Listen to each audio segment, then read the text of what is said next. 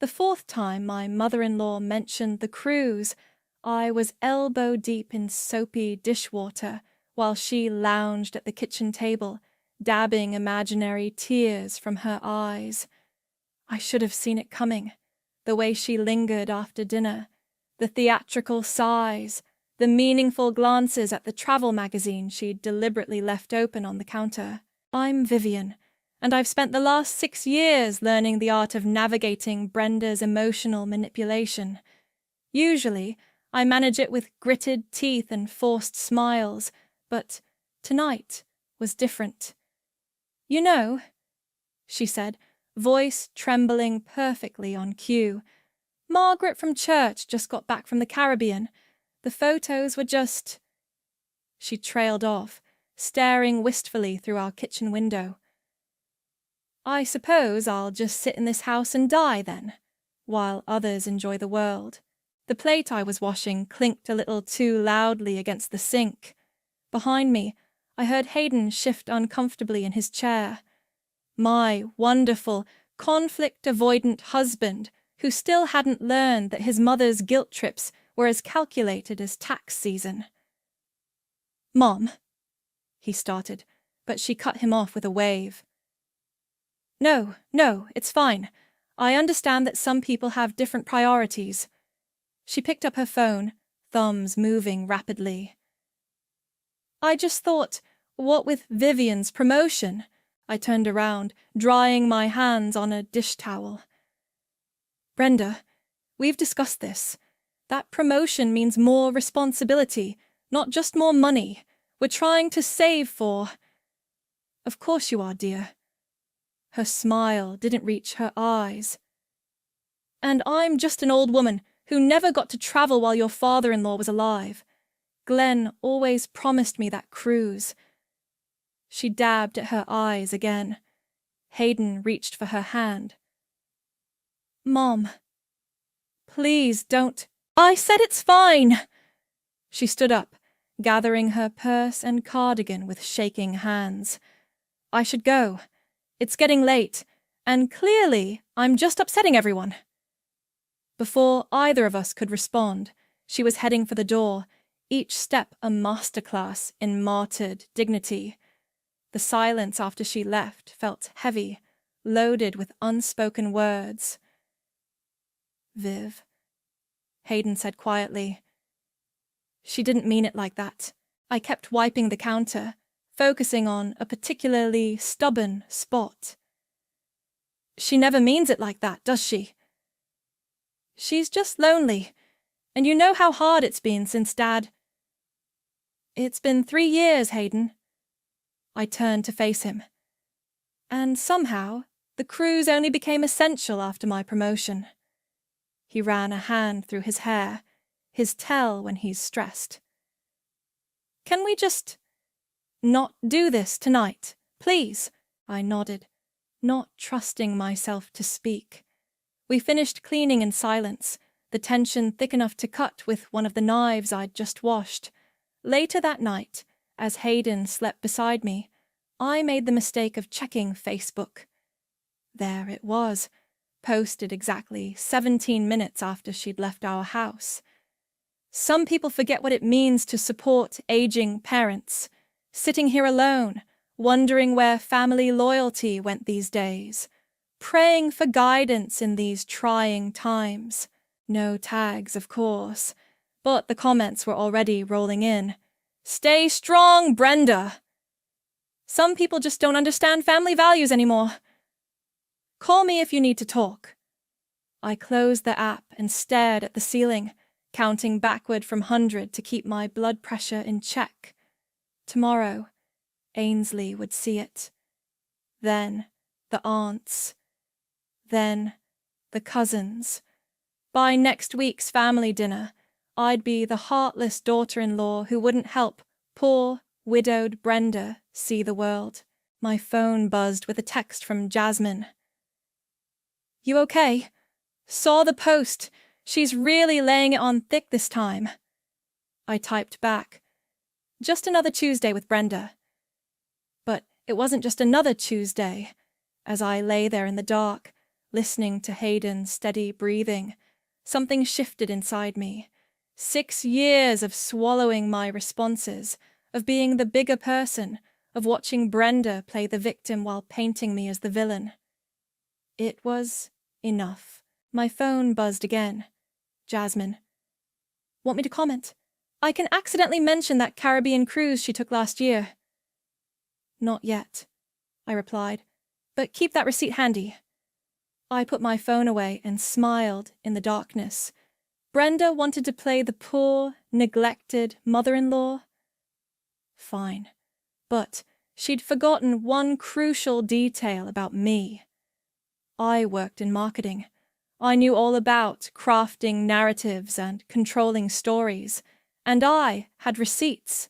So many receipts. Sunday family dinners were Brenda's favorite battlefield. I could feel the shift in atmosphere the moment Hayden and I walked through her front door, the way conversations hushed, the pointed looks, the artificial brightness in everyone's greetings. Vivian, so glad you could make it, Ainsley chirped, her smile sharp as a paper cut. We weren't sure if you'd be too busy with work. I handed her the wine bottle I'd brought. Wouldn't miss it. The living room was a minefield of passive-aggressive small talk. Aunt Carol asked about my fancy new office, emphasizing how different it must be from modest teaching, like what Hayden does. Uncle Pete wondered aloud if career women ever regret putting success before family. Brenda orchestrated it all from her armchair throne, nodding sympathetically at every barb thrown my way. Remember when Hayden used to volunteer at the senior center? Ainsley said during dinner, pushing her peas around. He was so generous before... She caught herself, but the damage was done. Before what? I asked pleasantly. Fork paused halfway to my mouth. Before marriage? Silence descended over the table. Hayden suddenly became very interested in his mashed potatoes. Oh, sweetheart. Brenda dabbed at her eyes with a napkin. No one's saying that. We're just reminiscing. After dinner, I escaped to the kitchen to help with dishes. Brenda followed, closing the door behind her. Vivian, dear, could we talk?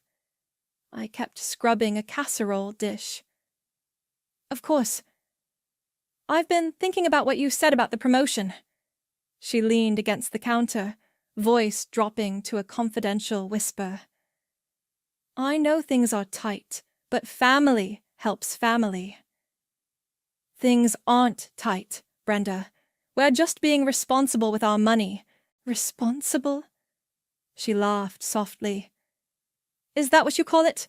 Well, I'm here, struggling to make ends meet. I put down the dish and turned to face her. Are you struggling? Because last month you bought a new living room set. That was different. This cruise. Her eyes welled up. It was Glenn's dream for us. He wanted to take me before he... She pressed a hand to her chest. I'm not paying for your cruise. The tears vanished. Excuse me? You heard me. I dried my hands. I'm not funding your vacation. Not now, not ever. Her face hardened. I see. Well, I suppose I know where I stand now. She turned to leave, then paused. You know, Glenn always said you can tell a person's character by how they treat their elders. Funny. I thought you could tell it by how they manipulate their family. She left without another word. I waited a few minutes before following, but as I approached the living room, I heard her on the phone in the hallway. You won't believe what just happened, Margaret. Yes, the same one. My daughter-in-law, sitting on all that money while I'm practically begging to see the world before I die. Glenn would be heartbroken. I texted Jasmine. Need to talk. Now. Coming over with wine? She replied immediately. Back in the living room, Hayden was deep in conversation with Ainsley, who kept shooting me concerned glances. I touched his shoulder. Ready to go? The drive home was quiet until Hayden spoke. Mom seemed upset. Did she tell you why? No, but then maybe ask her before assuming it's my fault. He sighed. I didn't say that. You didn't have to. At home, Jasmine was waiting on our porch with 2 bottles of red and a determined expression. Spill everything, she demanded as soon as we were inside. I told her about dinner, the kitchen confrontation, the phone call. With each detail, her eyes narrowed further. This woman is playing chess while everyone else is playing checkers, she said, pouring generous glasses. And she's using your promotion as ammunition. I know. I took a long sip. The thing is, something doesn't add up. Remember last year when her roof needed repairs? When she guilted everyone into contributing because she was destitute? Right. But then she remodeled her bathroom 2 months later. Jasmine sat up straighter. And the new furniture? Exactly. I pulled out my phone, showing her Brenda's recent Facebook posts. Look at all these modest little treats she keeps buying herself, for someone who's supposedly struggling. Time to do some digging? Jasmine raised an eyebrow. I nodded. I know someone in HR who's good with financial records. Public ones, nothing illegal. Good. Jasmine clinked her glass against mine. Because I'm tired of watching you play defense in a game she rigged. My phone buzzed. Another group text from Brenda. Feeling blessed to have such loving family, most of them anyway. I showed it to Jasmine, who snorted. Oh, honey, she has no idea what's coming, does she? No, I smiled. She really doesn't. You want me to what now? Terence leaned back in his office chair, eyebrows raised. I'd cornered him during lunch break, armed with coffee and his favorite donuts. Just run a basic public records search. Nothing illegal, nothing private. I know you do this kind of thing for the company all the time. For background checks, sure. He took a bite of donut, considering. But your mother-in-law... She's been crying poverty while renovating her house. Something's not adding up, and I need to know what. He wiped sugar from his fingers. And your husband can't just ask her? Huh? Hayden. I sighed. He has a blind spot when it comes to his mother. Besides, she'd just lie. Fair enough. He turned to his computer. What's her full name and date of birth? 20 minutes later, we were staring at a screen full of public financial records. Terence's fingers flew across the keyboard, cross-referencing dates and account numbers. Well, he muttered. Look at this. He pointed to a dormant account at Western Union Bank. See these regular deposits? They've been going in monthly for the past 7 years. Small amounts, but they add up. I leaned closer. How much total? Let me calculate. He typed rapidly. Just over $23,000. My coffee went cold on his desk as we dug deeper. The pattern was clear. Regular deposits, carefully spread across different accounts, always just under amounts that would trigger reporting requirements. She's not exactly breaking any laws, Terence said, but she's definitely been building a nest egg while crying broke to the family. My phone buzzed. Another group text from Brenda. So blessed by those who offered to help with my medical bills last month. God provides through generous hearts. Medical bills? Terence glanced at my phone. The same month this account shows a spa resort charge? I stood up, gathering the printouts. Thanks, Terence. I owe you. Just promise me front row seats when this all comes out. That evening, I drove to Brenda's house, knowing she'd be at her weekly bridge game. The spare key was still under the ceramic frog. Some habits never change. I wasn't proud of snooping, but I needed concrete proof. Her kitchen trash yielded exactly what I was looking for: a glossy cruise line brochure, creased and coffee-stained. But it was the post-it note stuck to it that made my hands shake. Paid in installments. Final payment due 9/15. I photographed everything before leaving, making sure to replace items exactly as I'd found them. Back in my car, I called Jasmine. "You're not going to believe this," I said when she answered. "Try me." I told her everything: the hidden account, the regular deposits, the cruise brochure. "That manipulative witch," Jasmine breathed. "She's been playing everyone this whole time." Playing us like a symphony orchestra. I started the car, and using my promotion as an excuse to squeeze more money out of us. "You have to tell Hayden." "I know, but he's not going to want to believe it." "Then make him believe it. You have proof now." When I got home, Hayden was grading papers at the kitchen table. He looked up with a smile that faded when he saw my expression. "Everything okay?" I sat down across from him. "We need to talk about your mom." "Viv, please." "She's been lying to us, to everyone." I pulled out the printouts. "And I can prove it." He pushed away the papers without looking at them. "She's always kept a little money tucked away. It's her security blanket, especially since Dad died. A little money? Try $23,000. That got his attention. "What?" "While she was asking family to help with her roof, while she was guilting us about medical bills, while she's been demanding cruise money." I spread out the documents. "Look at the dates, Hayden. Look at the amounts." His phone rang before he could respond. Brenda's name lit up the screen. He answered on speaker. "Hayden?" Her voice trembled. I needed to hear your voice. I've been sitting here alone, thinking about how things used to be, before Vivian started turning you against me." I watched his face as she continued, tears evident in her voice. "We were such a close family once. I just pray every night that you'll remember that." Hayden's hand shook as he ended the call.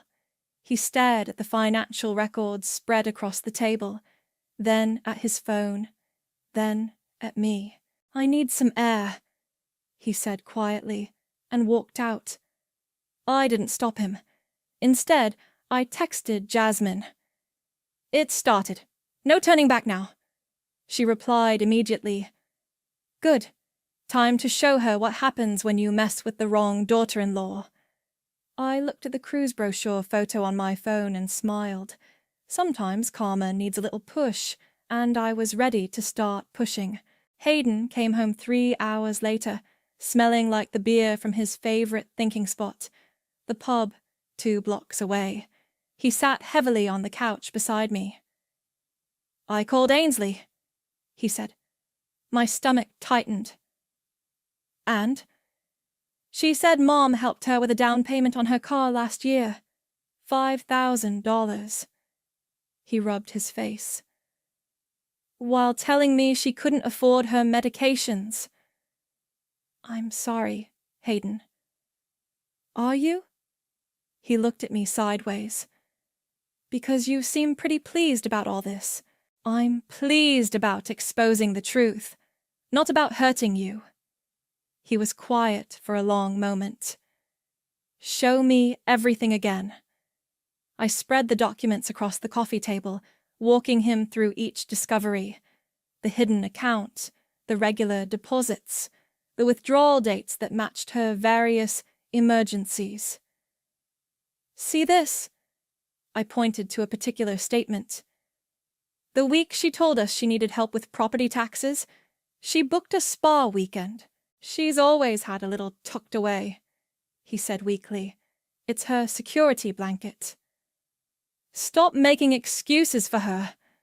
I pulled up Facebook on my phone. Look at her post from 2 days ago. The photo showed Brenda looking forlorn in her garden. Counting pennies for groceries this week, so grateful for my church's food pantry. Now look at her credit card statement from the same day. His eyes widened at the upscale restaurant charge.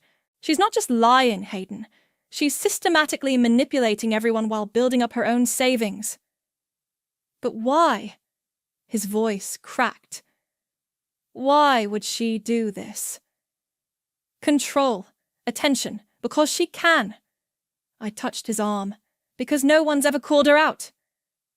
His phone buzzed. Another message from Brenda. He read it aloud. Sleepless night thinking of you, my boy. Remember when you were little and scared?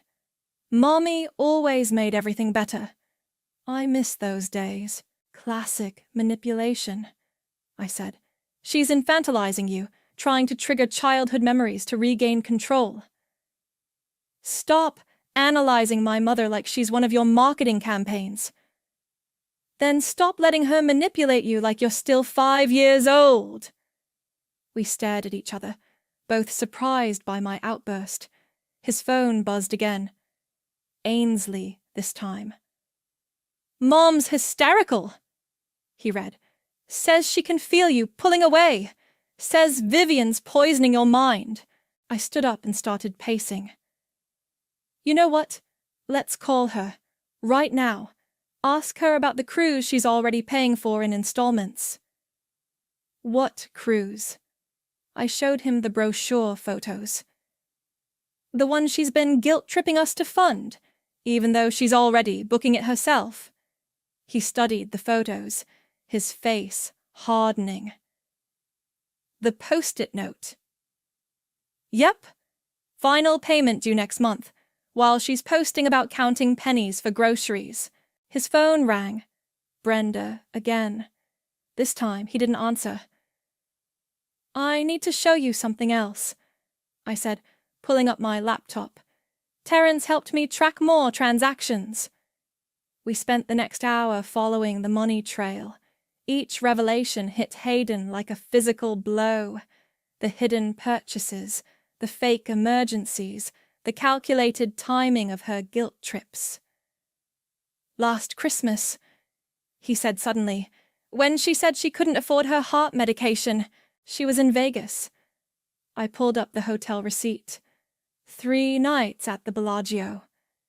He stood up abruptly and walked to the window. I gave her $800 for those medications. I know. I picked up extra tutoring shifts to help her. I know that too. His phone buzzed with a voicemail notification. We both watched as he played it on speaker. Hayden? Brenda's voice was thick with tears. Baby, please answer my calls. Vivian is turning you against me. We were such a close family before she came along. I'm not sleeping. I'm barely eating. Is this what you want? To kill your mother with worry? I think I need to go to the emergency room. My heart... I deleted the voicemail before it finished. Enough. Hayden didn't protest. He just kept staring out the window. We need to end this, I said quietly. All of it. The manipulation, the lies, the guilt trips. How? I have an idea, but you're not going to like it. He turned to face me. Will it hurt her? Only her pride and her control over the family. He nodded slowly. Tell me. First, I said, we need to gather everyone. Your sister, the aunts, everyone she's been playing against each other. And then... And then? I smiled grimly. And then we're going to have a nice family dinner. His phone buzzed one more time. Another Facebook notification. Brenda had posted a photo of herself, holding an old picture of Hayden as a child. A mother's love is forever. Some people may try to break that bond, but they'll never succeed. Hayden turned off his phone. When's dinner? I called it my folder of truth, a sleek black portfolio containing every scrap of evidence I'd collected. Bank statements, credit card records, social media posts, photographs, all meticulously organized and cross-referenced. Jasmine watched me arrange everything on our dining room table. "You're really going to do this?" she asked. "Watch me." I added the cruise brochure to the pile. "I've got copies for everyone." "Brenda's going to lose her mind. That's counting on her having one to lose." My phone lit up with a text from Terrence. "Found something else. Check your email." The attachment made me whistle. Well, well. Looks like Mommy Dearest has been dabbling in online gambling too. "Seriously?" Jasmine peered at my screen. "While crying poor?" $5,000 last month alone. I added the printout to my folder. Right before she posted about needing help with her electric bill, Hayden came downstairs, looking pale but determined. "Ainsley's coming early. She wants to see the evidence before everyone else arrives." "Good." I checked my watch. "She should be here any—" The doorbell rang. Ainsley burst in like a storm cloud. "This better be good, Vivian. Mom's been calling me all morning, crying about family betrayal." "Sit down," I said, pulling out a chair. "You're going to want to see this." For the next hour, we walked her through everything. The hidden account, the gambling, the fake emergencies, the calculated manipulation. With each revelation, her face grew darker. "That car down payment," she said finally. "The one she gave me." "Let me guess. She told you not to tell Hayden." Ainsley nodded. "Said it would hurt him to know she could help me, but not him." Classic divide and conquer. I showed her the timeline. She was playing us against each other the whole time. "I'm going to be sick."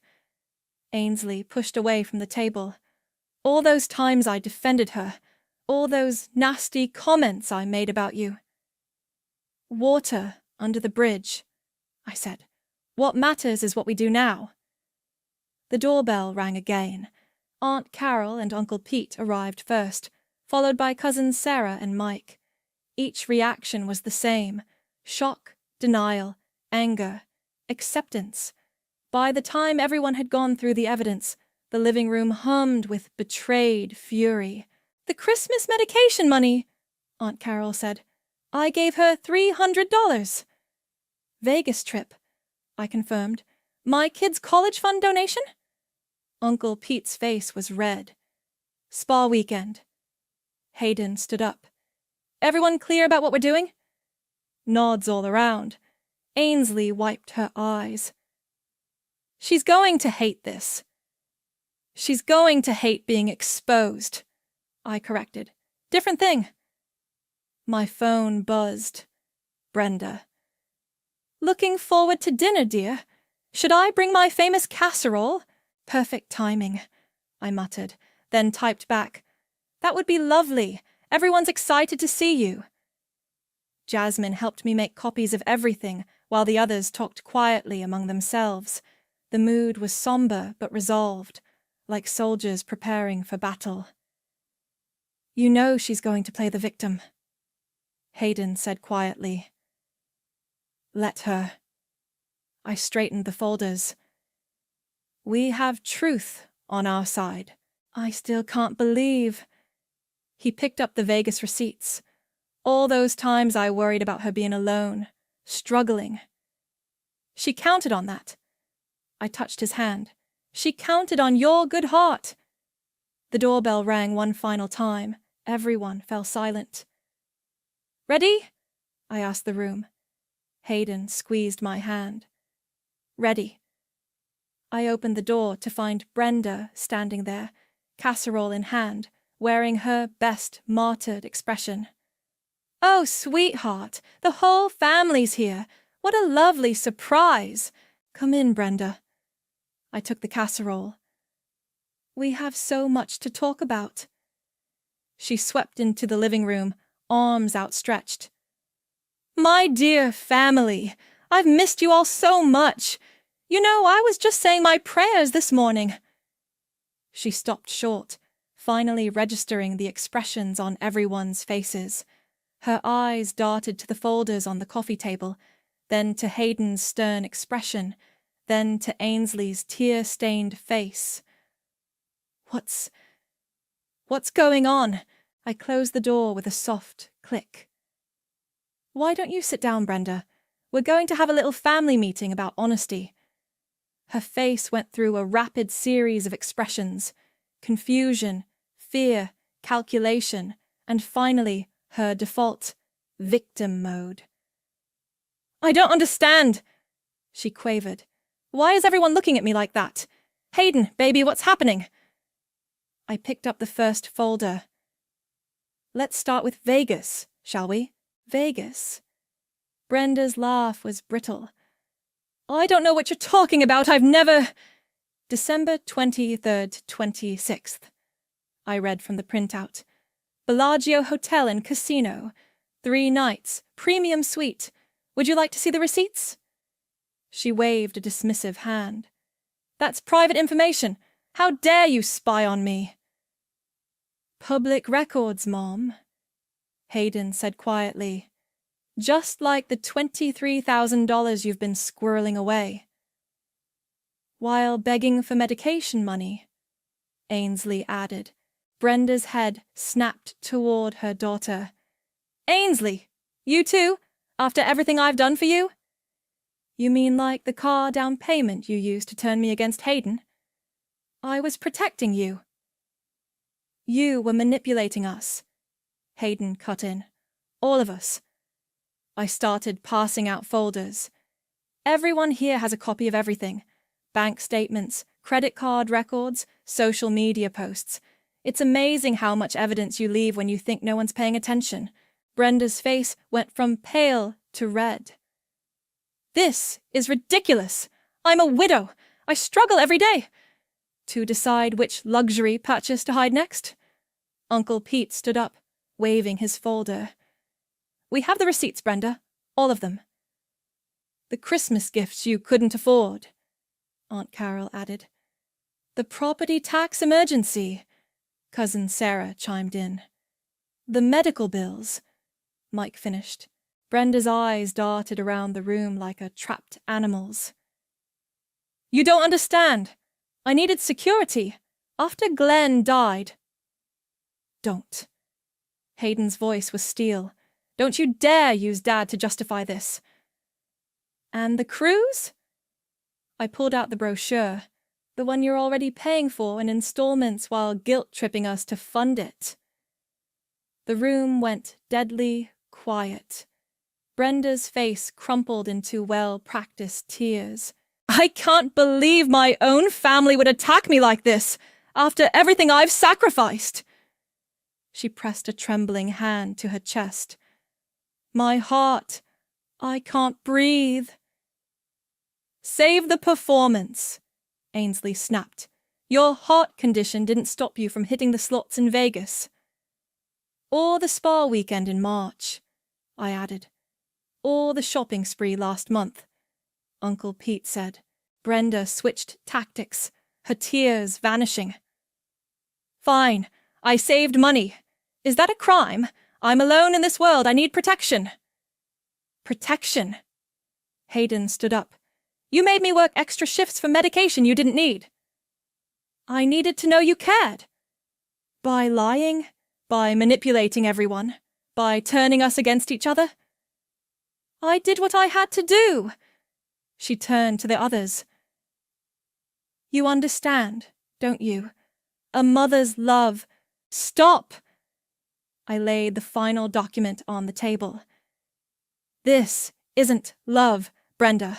This is control, and it ends today. She grabbed her purse, standing shakily. I don't have to listen to this. I'm leaving. Sit down. Hayden's voice cracked like a whip. For once in your life, you're going to face consequences. Consequences? She laughed hysterically. From you? My own son? From all of us, Ainsley said. No more money, no more guilt trips, no more manipulation, and no more secrets, I added. Everyone here knows everything now. Brenda's face contorted. This is your doing. She jabbed a finger at me. You've poisoned my family against me. You're a predator who's turned my son against his own mother. No, Mom, Hayden said quietly. You did that all by yourself. She looked around the room one last time, seeing nothing but resolved faces. Then she grabbed her purse and ran for the door, sobs echoing behind her. The silence that followed was deafening. Well, Jasmine said from her corner, that was something. Aunt Carol picked up her folder. What do we do now? Now, I said, we make sure she can't play us against each other anymore. Complete transparency. No more secret gifts. No more emergency funds. And the cruise? Sarah asked. I smiled. Let her take it. Alone. With her own money.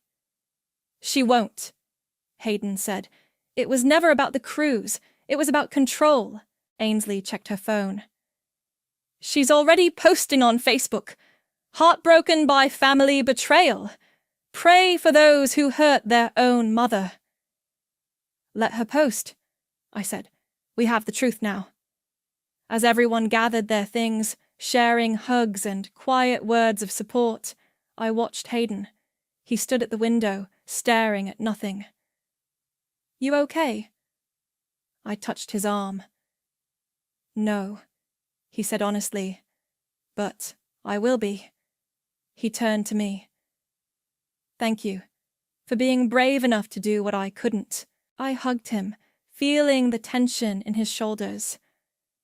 Sometimes love means facing hard truths. Speaking of truth, he managed a small smile. What should we do with all that money we're not spending on Mom's cruise? I grinned. Funny you should ask. I have some ideas. The fallout was swift and absolute. Within days, Brenda's carefully constructed social media empire began to crumble. Her dramatic posts about betrayal and abandonment weren't getting the usual sympathy responses. Instead, family members started commenting with receipts, literal and metaphorical. Remember when you said you couldn't afford groceries? Aunt Carol posted beneath one of Brenda's tearful selfies. That was the same week you bought a designer handbag. The family group chat fell silent. No more guilt-tripping messages, no more passive-aggressive memes about ungrateful children. Even Brenda's weekly bridge club started meeting without her. She showed up at my house yesterday, Ainsley told me over coffee. Tried to give me another check. And I tore it up in front of her. Ainsley smiled grimly. Told her I'd rather have an honest mother than a manipulative ATM. My phone buzzed. A message from Sarah. Heads up, Aunt Brenda's telling people you hacked her bank accounts. Let her, I texted back. Public records are public for a reason. Hayden was handling it better than I'd expected. He'd started therapy, working through years of manipulation and guilt. The night he finally blocked his mother's number, he slept through the night for the first time in weeks. Look what came in the mail, he said one morning, holding up an envelope. Inside was a cruise line brochure, the same one Brenda had been using to guilt us. But this one was different. This one was ours. Greece? I looked at him in surprise. He grinned. 2 weeks? All that money we were saving from Mom's guilt trips? I figured we deserved something nice instead. What about work? Already cleared it with the principal. And before you ask, yes, I checked with your office too. Terence may have helped. I hugged him hard. You sneaky thing. There's more. He pulled out his phone. Ainsley and Mike want to come. Sarah and her husband too. We're thinking family vacation, just without the family drama this time. A notification popped up on my phone. Another desperate attempt from Brenda, this time through a flying monkey. Your mother-in-law is in tears. She's all alone. How can you be so cruel? I showed it to Hayden, who shrugged. Funny how she's always alone despite having that secret Vegas gambling buddy. Speaking of which, I pulled up my email. Terence found more records. Seems she's been making regular trips there for years, always when she claimed to be visiting her sick friend in Phoenix. Of course she was. He shook his head. You know what? I don't even care anymore. Let her gamble. Let her cruise. Let her do whatever she wants, with her own money. And her own guilt trips? Those too. I picked up the cruise brochure, admiring the photos of blue Mediterranean waters. Think she'll try to crash our vacation when she finds out? Already handled it. He smiled. Nobody knows where we're going except the people coming with us. As far as Mom's concerned, we're doing a staycation. My phone buzzed again, this time a message from an unknown number. Hi, Vivian. This is Margaret from Brenda's church. I just wanted you to know, we always suspected something wasn't right. Thank you for standing up to her. Many of us have similar stories. I showed it to Hayden. Looks like we weren't the only ones. No surprise there. He started pulling up cruise excursions on his laptop. Hey, what do you think about sunset sailing in Santorini? The doorbell rang. We both tensed. It had become a reflex lately, but it was just Jasmine, holding up a bottle of champagne. Celebration time, she announced. Just saw Brenda's latest Facebook post. She's taken a social media break to heal from toxic people. Translation. Her lies aren't working anymore, I said, grabbing glasses. Exactly. Jasmine poured the champagne. And I heard through the grapevine that her bridge club finally called her out on all those emergency loan requests. We clinked glasses, and I felt the last bit of tension leave my shoulders. The war was over, and truth had won. Later that night, I sat down to write one final message to Brenda.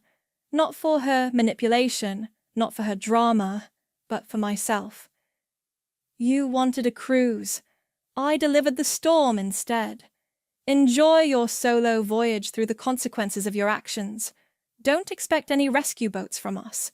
I sealed it in an envelope, added the torn pieces of her cruise brochure, and dropped it in her mailbox. Ready to pack? Hayden called from upstairs. I smiled, thinking of Mediterranean beaches and family dinners without manipulation for seasoning. More than ready, I called back. Time for our own adventure. Let Brenda sail her sea of lies alone. We had clearer waters ahead. The Santorini sunset painted the white buildings in shades of gold and pink as our family gathered for dinner on the restaurant terrace. Ainsley was showing Sarah photos from their scuba diving adventure, while Mike and Hayden argued playfully about tomorrow's hiking route. My phone buzzed. Terence had sent a video link. Thought you'd want to see this. It was security camera footage from a local casino back home, showing Brenda being escorted out by security, screaming about rigged slots and demanding to speak to managers. Karma really does come in waves, I murmured, showing the video to Hayden. Let me guess. Another medical emergency fund gone wrong? Probably the last one she'll have, I said. According to Terence, she's been officially banned from 3 casinos now. Ainsley leaned over. Is that Mom making a scene? Again. Some things never change, Hayden said, but his voice held no bitterness anymore, just acceptance and maybe a touch of pity. A waiter arrived with fresh drinks and a plate of local delicacies. "Compliments of the couple at the next table," he said. "They overheard your story earlier and wanted to share something." The couple waved, an older pair with kind faces. The woman came over, pulling up a chair. "I hope you don't mind," she said, "but I heard you talking about your mother-in-law situation. I went through something similar with my own mother. It took me 20 years to do what you did in 6 months." "Stand up to her?" I asked. "Set boundaries," she corrected. "There's a difference between revenge and revolution. You started a revolution." Sarah raised her glass. "To revolutions and real family!"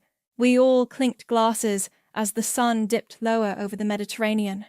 My phone buzzed again, this time a message from Aunt Carol.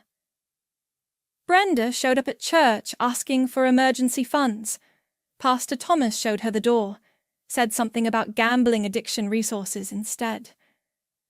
"No more enablers," Hayden said, reading over my shoulder. "No more audience for her performance."